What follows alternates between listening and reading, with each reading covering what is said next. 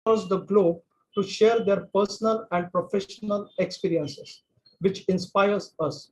And today, with the theme Women in Leadership, we have two eminent women leaders amongst us, Ulka Latif and Dinah Reddy, to share their life insights with us. Before we move on to, let me reiterate the mission of Toastmaster International. We empower individuals to become more effective communicators and leaders. And our District 98 mission is we build new clubs and support all the clubs in achieving excellence. Let me set few ground rules before we start. Number one, request all the guests to switch off your videos for better bandwidth. Number two, chat is disabled. However, if you have any issues, send a private chat messages to host or co-host. And number three, if you have any questions for the speakers, send it to moderator in private chat. Have you heard the name Lata Bhagwankar? You can use the raise hand feature in Zoom. Yeah, I can see a couple of hands raised. Thank you. Lata is 71-year-old lady in, in one of the village of Western Maharashtra. 4 years back, when her husband was hospitalized for some reason, the doctor advised her to do MRI. And she did not have rupees 5,000 to do the MRI. She came out of the hospital. She was sitting on the staircase, dejected, discouraged, dispirited. Suddenly, she saw one poster on the road. She inquired with someone what it is all about.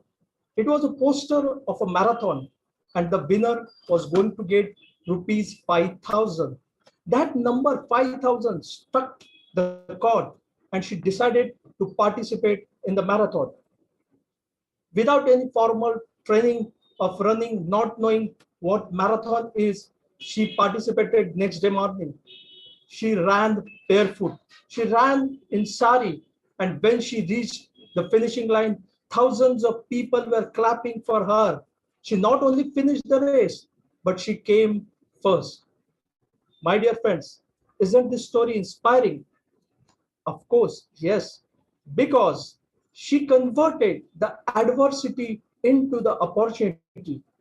And today we have two such eminent personalities amongst us who converted the adversities into opportunity. And to take this show forward, let me welcome the moderator, distinguished Toastmaster Mayuri. Mayuri is a French language trainer by profession. She has 25 years of experience in teaching French. She moved to the virtual world in 2012, much before the pandemic struck us. She had been to France on scholarship and is certified trainer of the website TV5 Monday. She has also been faculty at IIT Indore, IIM Indore, and IIM Nagpur. At Toastmasters, which she joined in 2017, lies her second passion. She achieved the highest title of Toastmaster, Distinguished Toastmaster, in 2019. She has served the district as an interim area director in 2017, as an area director in 2018, as a district chief judge in 2019, and currently she is a division and director. Bienvenue, Mayuri. Thank you so much. Merci beaucoup, Samir, for that very nice introduction. Thank you so much. And you did pronounce bienvenue correctly. Thank you once again. Good evening to all present here in the virtual meeting room and to those who've joined us through various social media handles. Once again, welcome to Beyond Toastmasters Season 2, Episode 3. And today, with Women in Leadership as our theme, it gives me immense pride and privilege to introduce the two panelists that we have today with us. So let me start with the first one, Dinah Reddy, whom we have, and may I request the Zoom master to please spotlight Dinah Reddy too. Dinah Reddy is a passionate learning and development leader who believes in fortifying the learning ecosystem of her organization and beyond her organization. She's a certified coach in workplace coaching, culture orientation, and consultative skills. Diana is driven towards brainstorming ideas revolving around the future of work and process efficiencies, among many others. And Diana enjoys time with family and friends, of course. And had it not been for the pandemic, she might have been traveling somewhere right now, experimenting cuisines, which are always very high on her agenda. Welcome, Diana, to Beyond Toastmasters. Thank you so much, Mayuri. Thank you so much, Toastmasters. Very, very happy to be here, and it's an honor to be here. Thank you. Thank you for being here. And our second panelist today is Ulka Latif, a seasoned change management professional with an experience of over 23 years. And she's worked across multifarious industries, including some really large Fortune 500 companies, to name a few: General Electric, Dell, Wipro, Microsoft, Bank of America. Her journey of learning, laughing, and long-lasting friendship, even at work, is what establishes her as a leader, as a successful leader. And her mantra for success: life is a journey. Enjoy the ride. Welcome, Ulka, to Beyond Toastmasters. A pleasure having you here. Thank you so much, everybody. It's an honor. Like Dee said, it's definitely an honor being with all of you. Thank you for having me. Thank you. And I really like the last line which I said just now. Life is a journey, so enjoy the ride. And on that note, before we actually begin, I'd like to share a little something that I read about life as well. Life is a challenge. Meet it your way. Life is a game. Play it your way. Life is yours. Live it your way. So on that note, I would love to welcome once again Diana and Ulka, both of you, to Beyond Toastmasters. And to begin with, maybe I would like to now, with the theme, Women in Leadership, I'd like to begin with perhaps Diana first. So Diana, my first question to you would be to let us know, the members in the meeting room and outside as well, when did this start and how did you actually begin coming into being a corporate trainer, a coach? Did you always know that you would be one? I wish then it would have probably been sooner. All right, so it's always a pleasure, right, when you get a chance to sit like this and revisit your journey. So thank you for that question, and awesome platform to be here to be able to share that story. So I'm going to go back in time a little bit just to talk about, the influence that's been on my life. Growing up, I had the gift of multiple cultures. So I was born and brought up in the Middle East, TV being a greatest part of my life, among others, friends and friendship, teaching me so much along with my family and their values. So, like any other child, I wanted to be so many things. I wanted to be a doctor. I wanted to be an actor. I wanted to find aliens. I still hope to find aliens. Yes, I'm very passionate about that. And then, there were a whole host of options that I could have chosen. But along the way, things, as life is known to be, I had an opportunity to explore, keep trying new things, experimenting and figuring out where my footing was. And like I said, life will probably take you plummeting down, but it always will find ways to boost you high up.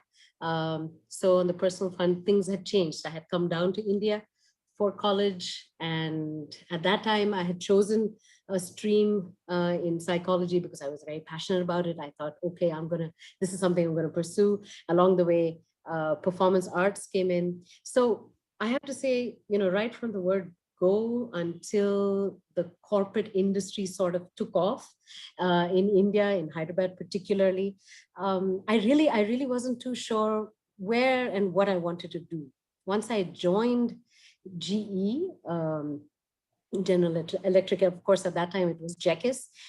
When I had joined there, the call center was a big deal, excuse me, for many of us who hadn't seen anything in the corporate industry. And excuse me, and that's where, life began. And I was like, wow, this is something I want to do. I want to develop people. Excuse me, I want to be able to teaching. I've always been very passionate about it. I find it's the most honorable career that in any fora, right? So I wanted to be able to make that difference, and perhaps that's where my calling was. And along the way, I found that it was not an easy ride. There were people and leaders and peers who influenced, many of them who are here. And especially now that we're focusing on women in leadership, right? I had very strong, I'm very proud to say I had very strong women all through, right? Be it my own family, ranging from my mom to my two older siblings, to my own mother-in-law and everyone around me, even children, even my own daughter. So every day they pique your interest, they excuse me, push you to excel. And I think that's where the potential was always to go forward, great support system, and exercise the choices that you have in hand. So I think that's probably a long answer, but that's pretty much the journey of what I say. I don't know if I was supposed to take that long, but No, of course, because we want to know how you reached where you have reached and how is it been. And it's not always so smooth. It's been a bumpy ride for all of us there. So it's always nice to share. So thank you for that answer. And I'd like to now also invite Ulka to tell us, how did she reach with all this 23 years of experience that you have where you are? We would love to hear from you, Ulka, on the same front. So thanks, Mayuri. When Dee started speaking, I was jogging my memory. Although we started with Jekis, I come from a very different background compared to Dee. So I'm not a Hyderabad girl. Hyderabad happened. Pune girls, right? Hardcore. I bleed Pune, even today after 20 years. But I came from a very different background. I came from a family which was full of economists, and I didn't know whatever that meant. Had led a very, very carefree life. But I think one thing I knew from the word go was the family was always, supportive of whatever I did, especially my mother and my grandmother. I was always exposed to this idea of it's okay to do what you do and stand your ground. I think that it wasn't the said thing, but it was just something that, you observed and you absorbed, right? I started working as I was doing my post-graduation in economics. I did economics. And I started working with event management, and that was hilarious because I had no idea. I joined a job as a backup or a replacement for a friend.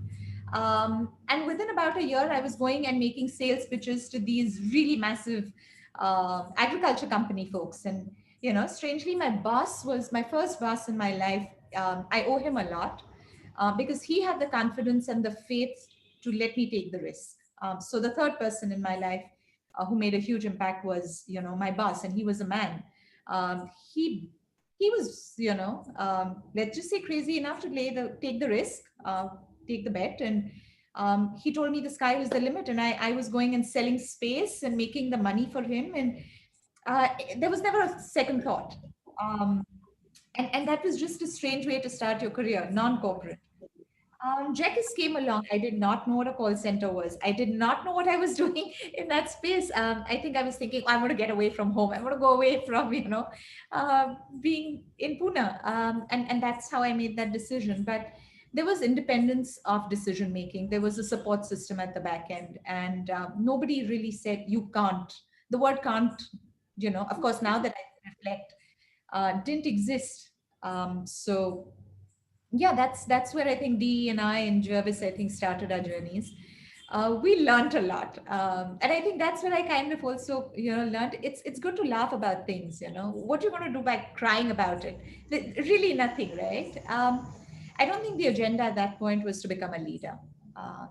The agenda was to kind of just see where the journey took you, now when you look back suddenly you're like, oh my God, it's been 23 years and it's been a long, long journey. So yeah, that's really in a nutshell what happened.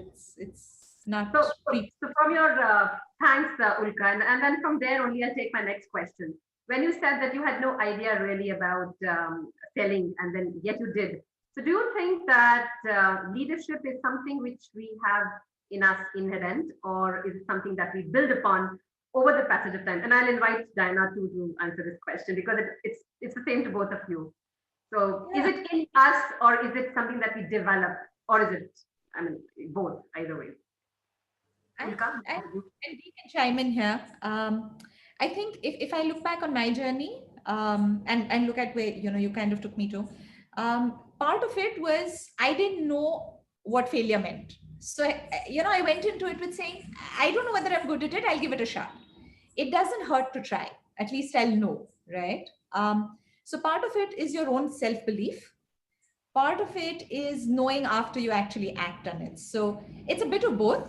But there is an inner voice. It's an instinct that tells you do it or don't. And then, of course, you have a very strong ecosystem around, which kind of either eggs you on or kind of says, no, I don't think so. But you need a mix of all. I really think you need a mix of those. I don't know what do you think? Yeah, Zainab. Oh, absolutely. I mean, I can only add on to that, right? So leadership, if you look at leadership in the dictionary sense, right? And the qualities that you look at, if you look at those qualities, they're everyday things: being self-aware, being able to communicate, being able to be agile, right? So these are very fancy words. These are all big terminology, if you want to call it, but they're actually very simple things. And that's what, at the end of the day, it is. It is an inherent, to give you a straight answer, yes, these are inherent qualities. But I think it takes not just you, also the kind of environment that you're in and what you choose to do at the end of the day, right? It's a learning process, and how you want to foster that and bring it to the fore. So definitely leadership exists in all of us. How far you want to take it is, well, relative. Let's put it that way. For example, when we see these children playing in the playground, there's always one who will by instinct take up a leadership. He'll be the captain of the team, even if it's gully cricket. And there are others who will fall into and become part of the team. So there's something which is intuitive perhaps, but then also it's built upon and worked upon, which you ladies have done amazingly over the years. Thank you so much for your answers. That really is amazing. So tell me one thing, in your entire span of the career that you both have, if I ask you to single out one biggest learning that you have had after the bumpy ride and the learning, what would be the biggest learning? Jaina, what would be the biggest learning for you? If it's just one, I'd be kidding myself, right? So that's going to be a tough choice. So you can go with more than one. Yeah. It's okay.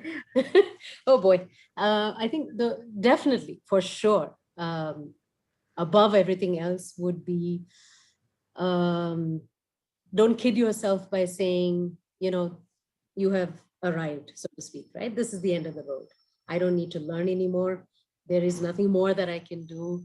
The minute you limit yourself in that manner, I think that's where you really end everything, right? So there is no limit. You continue to learn, continue to be humble at the end of the day. That's something that I hold of very high regard, right? Being humble enough to say that I don't know everything, but I'm willing to learn and willing to change if it calls for that, or willing to teach if that's required as well. So never saying that, this is it or this is enough. So there is always learning, there is always growth, there is always more to keep on learning and adding on. Yeah, correct. Yep. So Ulka, for you too, it's the biggest learning would be? Well, Dee kind of just ticked all the boxes that I would have thought. That's not fair. But I think the thing is, you're never bigger than the team you work with. I think that's something else that stays with me. I don't think I'd be where I am if I didn't have the set of people I work with. I'm just an orchestrator. I don't have, and I should always be aware of that. They make me who I am. And if I can't enable their success, then I don't think, it's worth the effort that goes in. So I think I've learned this. It's and again, I don't know whether being a leader, the word leader doesn't resonate with me somehow. For me, it's how can I work with a team of people? How can I collaborate? I think more importantly, collaborate, because it's not always you, and your team, it's teams beyond. And you really need to be able to collaborate with people, be open. I think Deep made a very valid point. can you bring to the table a growth mindset, be all right with a different perspective that is very contrary to yours. And that makes a big difference to who you are as a person. And then, well, if you are a leader, great. If you're not, and Mayuri, to your earlier point, I may not be leading from the front. I don't think everybody needs to be leading from the front always. Sometimes you need to be at the back and usher people along, because their success eventually does lead to yours. So I think those was, of course, I totally agree. Yeah. But Thanks, Ulka. And from your answer, I would come to my next question, which is when you mentioned a team, so more like a collaborator than a leader. I agree totally. But then when it's a team of people who come from different backgrounds, they come with different temperaments. Not all would fall into line. Not always would you have the ideal team members. So how do you, and what would you do? What would you suggest for us who are here to take on tips, because we are all into teamwork, collaboration? What would be, something that you would probably throw some light on? That's very interesting, Mayuri. I think in the last couple of years, I've had teams which are, I used to think India is such a diverse country. So I always work with people who are from anywhere but my own native place. So kind of adjusting to them, understanding their cultural nuances, understanding why they think in a certain way was a thing that came naturally. But I think it flipped when I kind of changed jobs and I started working with Microsoft in a larger way than I had in the past. I have people in my team who are in the Philippines, in Japan, in Italy, in Netherlands, wherever. I mean, it's crazy. It's a melting pot. And I think, how do you collaborate with them? When you listen to them, you need to have very open thinking to saying they may have a point, Can you, for that moment, let go of your own ego, your own self, and listen to where they're coming from? You may totally disagree, but there is a way of, respectfully being in disagreement. And people, if you're respectful, people do listen to you. They're never close to your point of view as well. But, I just think it's mutually agreeable when you do it. You need to walk the talk. You can't expect people to listen to you because you're the so-called leader or the manager. It doesn't work. So it's do unto others as you expect them to do to you. I think that's really what works. And in the process, if there is time limits and deadlines on hand, then how do you cope with those? Well, I don't know about others, but I think what works for me is I don't get into their hair. I want to believe people when they say they have the capability to do it. My job is to fine tune that capability. And I think beyond a point, people do understand that there is a timeline, there is a deadline. They're equally dedicated.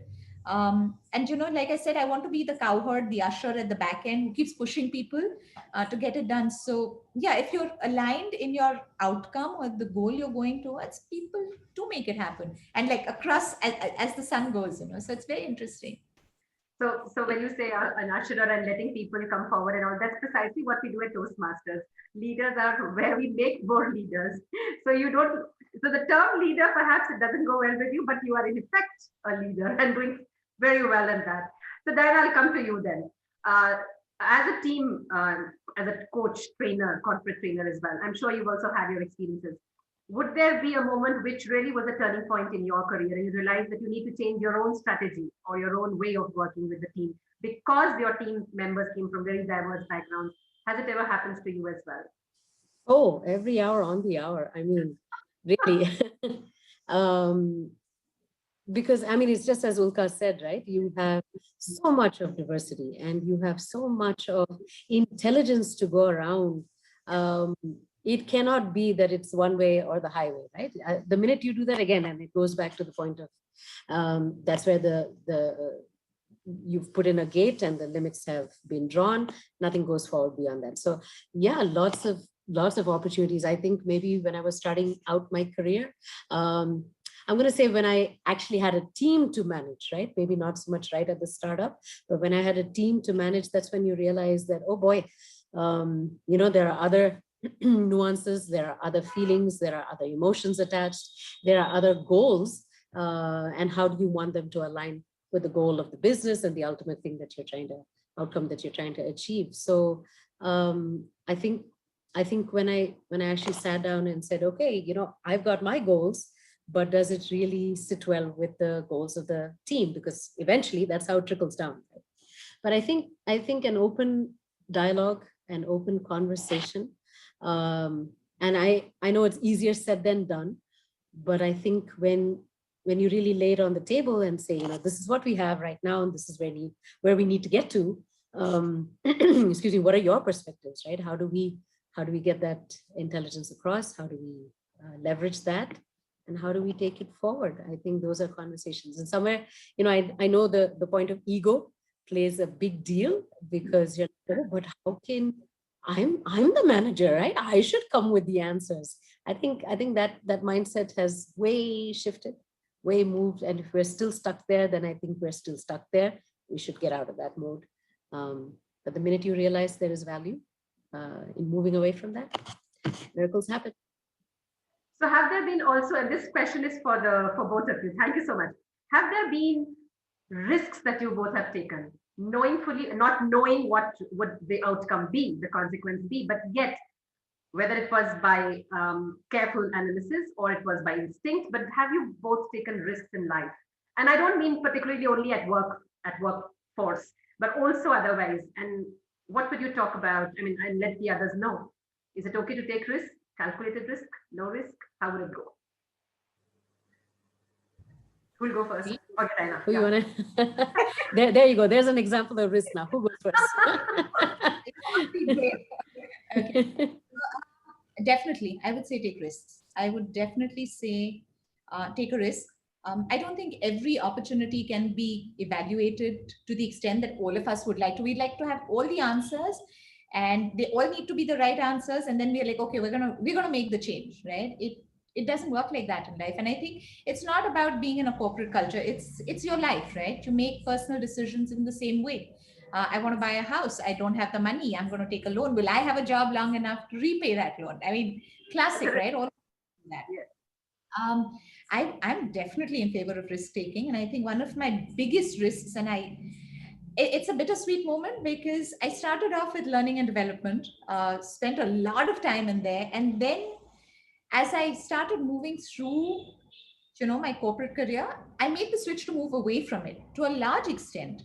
Some by design, and some was a very, thought out decision.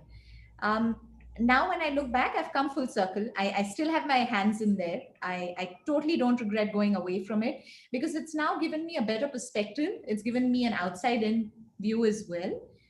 To me, it's paid off in the long run. I definitely advocate risk taking. All right. Okay, Diana, you too. Risk all Oh the way. boy. So I'll be very honest, right? Inherently, I'm more of a risk averse kind of individual, but I will say this, that taking risks will definitely help you learn more, will help you grow more, without a fact, right? So yeah, it may take me a little longer than maybe most people to take that risk, but take it, right? And I know everyone says you can take calculated risk, you weigh all your options. I don't know, with me, I'm not so sure if that's worked all of the time. Sometimes you just go in there, right? And then you figure it out. It's like this saying that I always remember in a movie. I can't remember the movie, but the saying goes that it's like building your wings as you're falling down from the cliff, right? So I think it's great that you can build those wings, right? That's your potential. So build it, it's fine. And I think one of the greatest risks that I took in recent times perhaps was taking up an opportunity to, first of all, go all by myself to international waters to set up a team, help set up a function, and do it all by myself. And I'm doing this at an age when most people were kind of dialing down, right? And I did this a few years ago. I'm not letting you know how old I am, but age is just a number. Nevertheless, doing that, and I had the full support of my family. In fact, they were like, "Are you kidding? Of course you have to do this. Of course you have to go there and explore, right? This is your time." So I did it, and it's scary because you're all by yourself. You don't know, you don't have your wits about you, but you figure things out. So take those risks, right? And how much and how little, that is your choice, your prerogative, but take it. So that's Yeah. what I. So do follow your heart, but take your head with you as well. So do not go all the way with the heart. Don't I leave it agree. behind. Yeah. Yes, yes.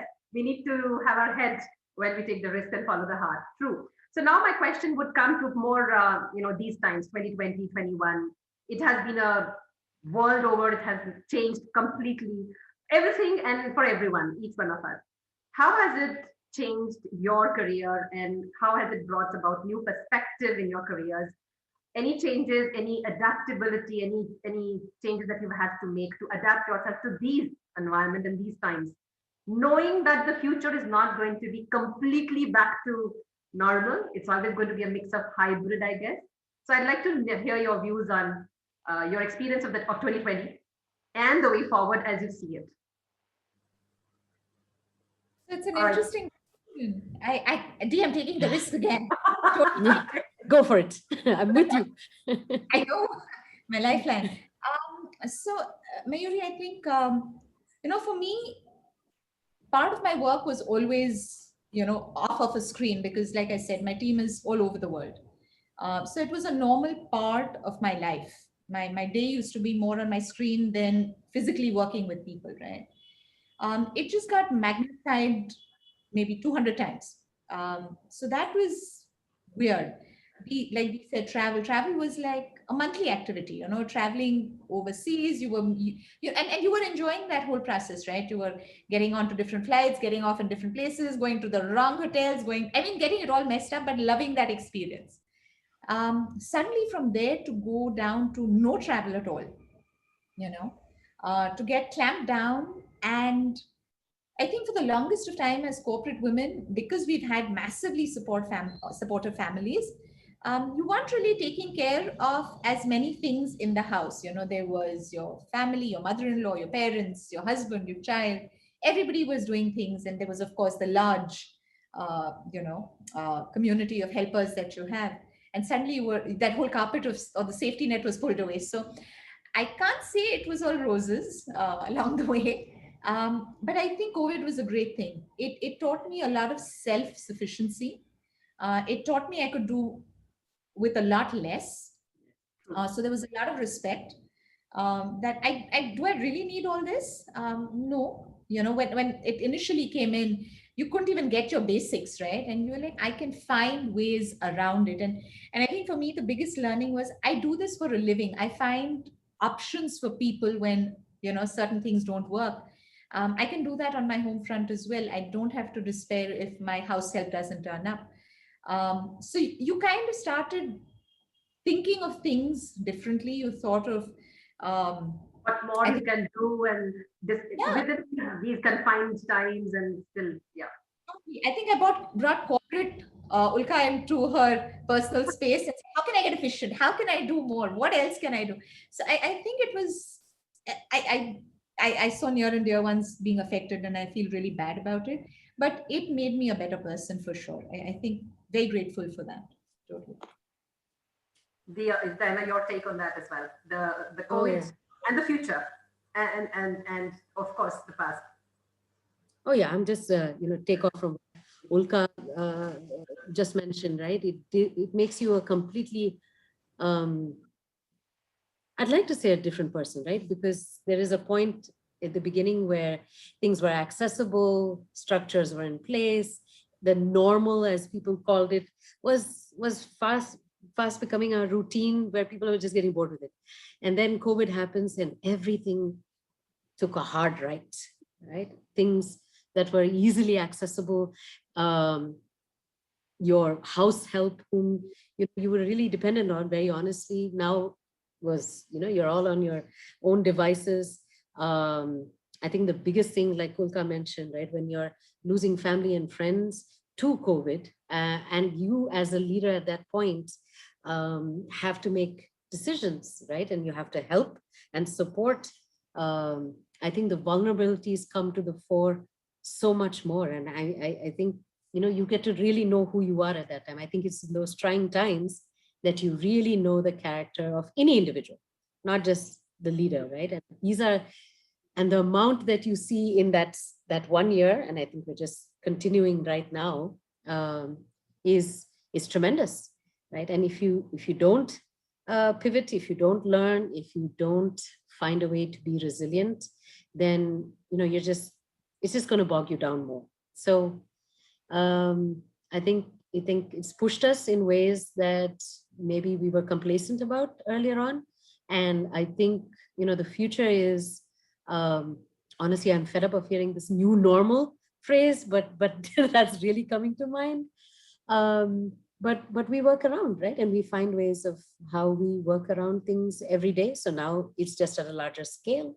So now as we move into the hybrid model, which is what most individuals, most organizations are moving towards, work continues to happen. Things will happen. Yeah, it'll be a little slow on the uptake, but we're going to get there. So that's, the future is out there. We're going to make it happen one way or the other. All right. So thank you both of you for that very nice and detailed response to the COVID times and the way forward. I have one question to separate to both of you. So I'll go with Ulka first. Ulka, 2 traits in a leader collaborator that one must not have. Okay. Must not have. I think the assumption that I am larger than my team shouldn't be there, which is, in other words, humility needs to be there. So definitely I am a small speck. And I am not, I think the other thing that one shouldn't think about is I'm not the end all and be all. I am not indispensable. The world will go on without me. I think both of those to me are a big thing. I think even as a person, those are good for a leader to not have, because you grow because of that. So I definitely. And to Diana, my question would be, what 2 traits one should have? So I know it's going to come back to the same thing, humility. Now, besides humility. Ulka just said. All right. So let me ask. Let me ask the same question in another way. Then, in that case, now coming from leadership and ladies and women, you've spoken about family, etc. How is it? And this is a question that I'm sure many of us would want to hear the answer to. How is it that you manage your entire life, which is professional and family and even others? So how is it? Is time management high on your priority? How do you do it? I don't do anything. My whole family takes care of everything. I do zip. So I know I have friends and family on this call, and everybody say, yeah, that's true. Jokes aside,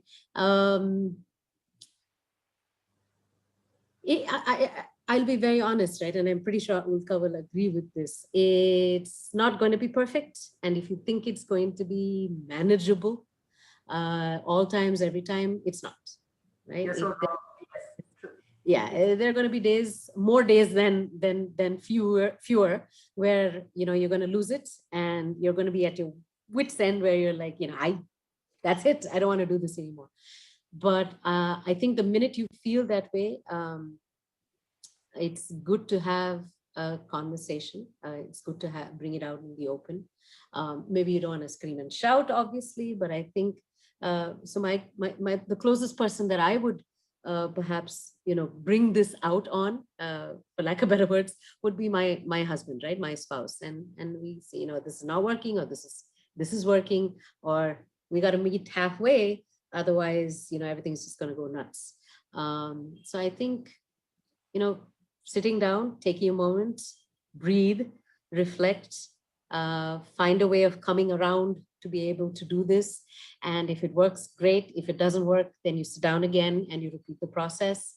But I think that's pretty much how you would find some comfort in, if not, total structure to the whole process. I hope that kind of helps. Yes, it definitely does. And so there are more questions that I have, but I have to also let you know that we have 33 people in the room and they have been posting questions. Yes, so with your permission, I would like to take one of those few questions that have come in the chat. So there is a question that comes in from our Toastmaster Sanjukta. And her question is, as women in corporate, what have been your experience and learning on corporate inclusion? How have you managed biases, even if they were unconscious or not so very noticeable, subtle? Okay, Dee, do you want to go first? Yeah, happy to. Happy to. Now, this is where I'll take bull by the horn. So, unconscious bias to this day remains a very, very, honestly, a blind spot, right? I mean, you know what you know, but if you don't know what you don't know, that's a worst place to be in. So yes, it exists. Is it being spoken about more so now? Yes, it is. Are we trying to find ways and methods and strategies to be able to address it? Yes. Are we there yet where we are saying it's completely ruled out? Absolutely not. But I will say this, that the focus has been stronger, right, over the period of time, and particularly now because of the pandemic, because it threw open a whole host of other realities, particularly from the gender bias, from the workplace bias, and so on and so forth, right? So yeah, have I seen it? Yes, I have, absolutely. Have I done something about it in whatever limited capacity I could? I do. Do you speak about it? I like this tagline, and I'm sure you're all familiar with this. You see this in the New York subways. You see something, you say something, right? I think building that courage to say, hey, this is not working. It's not easy. I will tell you that. And I know there have been cases where it's become career limiting. That's definitely not the right way of doing it, but as in being retaliatory at the end of the day. But one way or the other, open up, speak about it, build that courage wherever it comes from, and one person can make a difference. It will take longer, but one person can make a difference. So bring it to the. So keep at it, and you see something, you say something. Perfect. Absolutely. Thank you. Yeah. Thank you. There's one more question again from Sanjukta and Toastmaster Sanjukta. She wants to know, and perhaps Ulka, you'd like to answer to this one. She says, I'm sure that you've had promoters in your journey of leadership so far. What are your plans on promoting other leaders as they start on their journey as in leadership? So I think a very pertinent question. And one of the things that women per se are very skeptical about doing is asking somebody to be the sponsor or the promoter, if you will, right? I definitely, I'm very, very supportive of the fact that if there is a woman who has a very clear understanding of where she wants to go, she should reach out to people who are in that space and say, hey, look, this is what I think, get some feedback, get an understanding of what it takes to get there, and then build along with your sponsor. I have a couple of people right now that I am sponsoring, but sponsorship is a two-way street. You need to be open to also understanding where am I trying to get to, and what do I have and what do I need to build on. And sometimes in a very typical Indian space, we've been taught or we've been brought up with the fact that you can't ask for something. That's a very typical cliche that you can't go and say, I want my next promotion and I want my next role. And I think very contrary to that, I've learned over time, and I'm a very strong advocate. If you want that role, if you want to do that piece of work, ask for it. There is no shame in saying, I want it. Because until you do that, nobody's going to even know that you exist, that you're interested in it. I think women today are much better than a couple of years back. And this is personal experience. I've gone after roles that I've really wanted. And I tell people who come to me for guidance, is there something you want? Are you clear? One, clarity of thought. Two, ask for it. Totally go after it and ask for it. Absolutely. That's what I do. Great. Thanks, Ulka.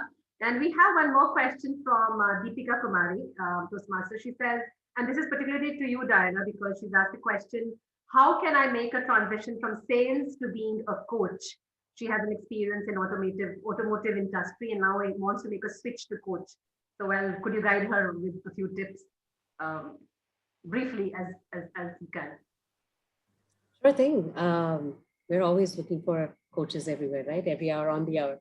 Some of us certified, some of us not. So I'm not too sure if that's there in the background for you, but you could start with gaining certifications or gaining some qualification in that field. That'll be helpful, right? Because coaching there's a wide range. And then once you get certified, maybe in the basic workplace or life coaching, whichever one you choose, then you can zero in on, okay, this is the stream that I want to go. But I would say, you have a lot of coaching platforms, the biggest and the most well-known being the ICF, International Coach Federation. You could start with them, or you have various other, like your ATT, other fora that have coach certifications. That would be a great place to start.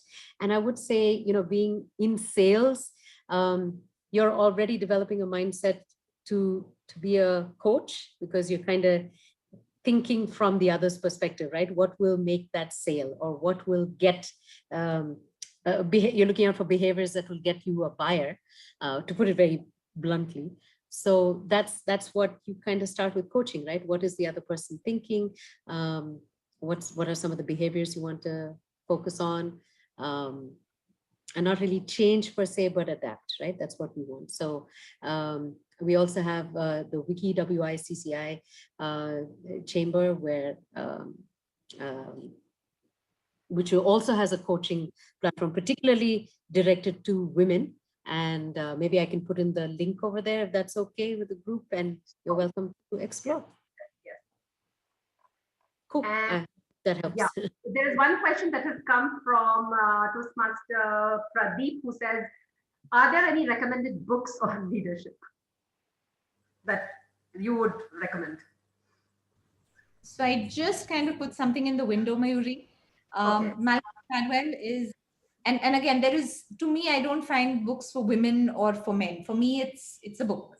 Yes. And one of my favorites has been The Outliers, because that book really tells you about how can you be different, and different is good. Go out there and question what's happening. You don't have to follow the herd mentality. I think it's a really cool book to read if you guys. It's a thought-provoking book, and it will drive you to the brink of leadership. So definitely one of my favorites. I know what Deep said, but great. Dee, would you like to just add on to any the name of books or books that you would recommend? I'll be again honest with you. I'm not too much of the reader as I am the movie buff. So I'd probably recommend if you want to swap books for, or do them both. There are a host of movies, my goodness. I'm sure you've heard of Invictus, you've heard of Moneyball, Coach Carter, that keeps playing on TV. There are so many movies on there. And I tell you, there are leadership lessons in everything that you see and everywhere that you go. You just have to look for it, right? It's not going to be served on a platter and say, here you go, this is it. So I'd say keep your eyes and ears open. From a book standpoint, I would say I have authors that I would rather recommend, not just a particular book. Like Simon Sinek, you have Bill Gates. Yeah, so I've got those over there.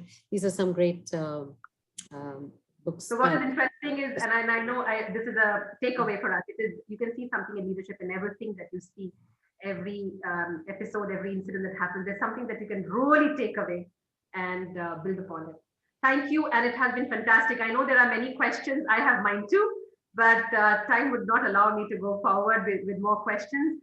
I have nothing but gratitude and immense time. I thank you from the bottom of my heart for this wonderful conversation that I've had with the two of you. It has been sheer pleasure for me. And on that note now, I would like to invite yet another woman in leadership. And so she is currently working with Accenture as Global Payroll Manager, distinguished Toastmaster Sapna Ohri. She's worked with ADP in the past. She's worked with Deloitte India in the past. And her expertise lies with client relationship management, team management, event management, business management, and at Toastmasters too. She's held positions from right at the club level to currently serving the District 98 as the Club Growth Director. Sapna Ohri, distinguished Toastmaster, a pleasure to have you, and over to you. Thank you so much for that long introduction, Mayuri. But leadership is all about making others better as a result of your presence and making sure that impact lasts in your absence. And today, Diana and Ulka, it was a pleasure listening to both of you. I could relate to a lot of things, what you have gone through, your personal life to your professional. And trust me, there's a lot of takeaway today. And each and every one person on this call is not going to forget what they have listened, what they've heard from both of you. So thank you so much for being here. It's a pleasure. And District 98, on behalf of District 98, I really want to thank you once again for being here and sharing your experiences and your life. With this, I know that I just have quick 2 minutes. I would also like to thank the people behind the scenes. There's a huge team who keeps working, who keeps looking out for inspirational leaders just like you, who can come and who can inspire our Toastmasters in every episode of Beyond Toastmasters. And I would request the Zoom master to quickly spotlight each and every um, Toastmaster who's part of Beyond Toastmasters and who's helped us curate this special episode today. Can we have the Zoom master spotlight?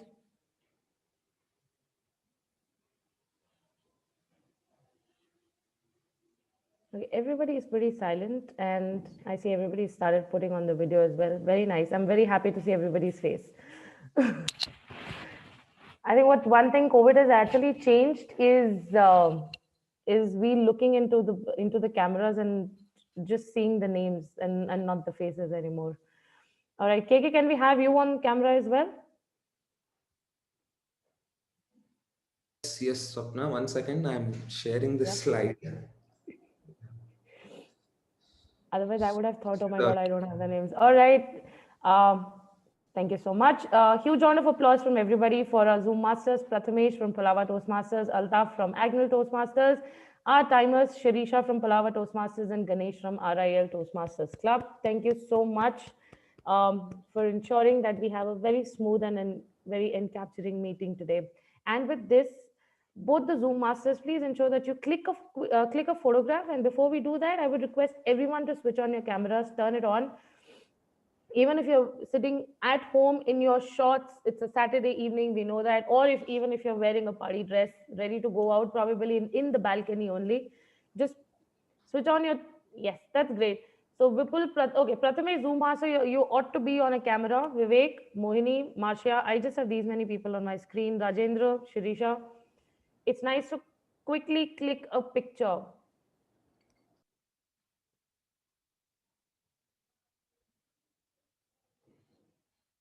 All right, so we are sharp at 20:52. All right, Deepika, your hand is on your camera. I think your phone camera, you're trying. Yeah, you look perfect. Thank you so much. Zoom master, I think you can go ahead and take the pictures. Everybody smile, please. Say cheese.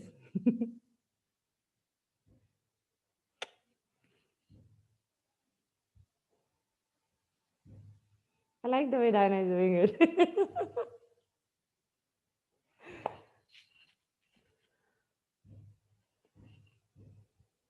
Are we done? Can I, with it? Altaf, are you done clicking pictures or are you still taking pictures? This is a good time to say, oh, wait, I think I closed my eyes. Yeah, I'm done. Done. All right. Thank you very much. With this, we still have 7 minutes. I will officially adjourn this episode today, and the floor is all open for everyone to